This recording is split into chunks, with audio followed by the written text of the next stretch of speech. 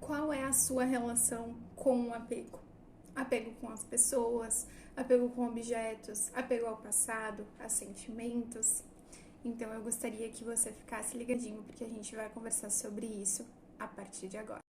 Então, sobre o apego, ele é um dos primeiros itens que a gente vai poder conversar sobre as barreiras que nos impedem de ir adiante. E o que seria o apego?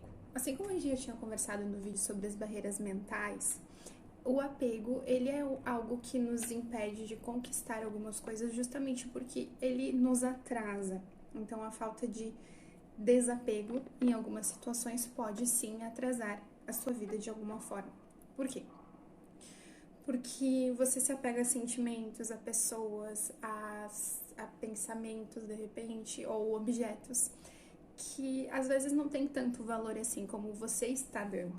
E aí você poderia estar mais adiante, mas você acaba não estando porque isso vai te atrasando. E aí existem várias coisas que podem ser desencadeadas por causa deste apego. Mas antes ainda, as nossas relações, as pessoas que estiveram com a gente ao longo da nossa vida desde o princípio, desde o início, então aquela relação que era daqui a pouco segura ou não, daqui a pouco era controladora demais, ou daqui a pouco era solta demais, tudo isso determina como vai ser o teu tipo de apego na tua vida adulta, né?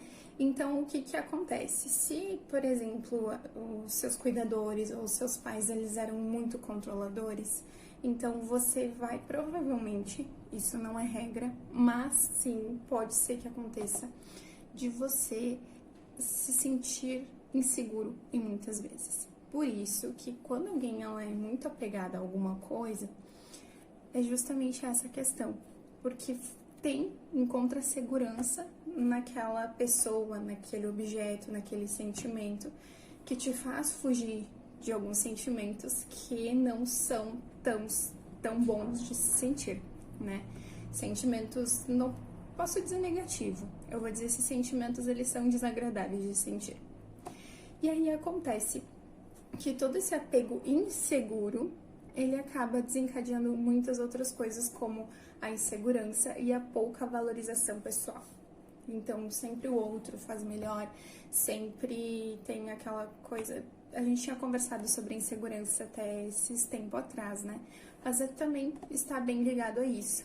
Então, vem tudo isso que você pode, então, ter algumas coisas, tipo de evitar algum relacionamento porque você não tem segurança, ou daqui a pouco a ansiedade pode ser tão grande, né? E aí você se sente preso a alguma pessoa, alguma coisa que te dê aquela segurança que você não sente, né? E aí pode ser que se modifique muita coisa ao longo da sua vida por causa de uma coisinha que aconteceu lá atrás.